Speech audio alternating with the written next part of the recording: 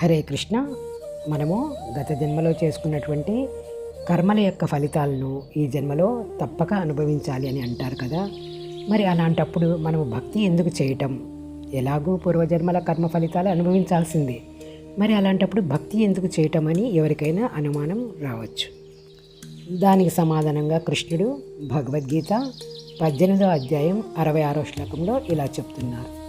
సర్వధర్మాన్ పరిత్యజ్య మామేకం శరణం వ్రజ అహం త్వాం సర్వపాపేభ్యో మోక్షయిష్యామి మా శుచః. సర్వధర్మాలను విడిచిపెట్టు, కేవలం నన్ను శరణు పొందు, నిన్ను సర్వ పాపాల నుండి నేను విముక్తిని చేస్తాను, నీవు భయపడకము అని అంటారు. ఈ జన్మలోనే కాదు, మనం అనేక జన్మల నుంచి చేసుకున్నటువంటి కర్మ ఫలితాలు తొలగిపోతాయి ఎప్పుడైతే మనం భగవంతుని యొక్క భక్తితో సేవ చేస్తామో, భక్తి చేస్తామో. కోటాను కోట్ల జన్మల నుంచి వచ్చినటువంటి కర్మ ఫలితాలన్నీ కూడాను తొలగిపోతాయి. హరే కృష్ణ.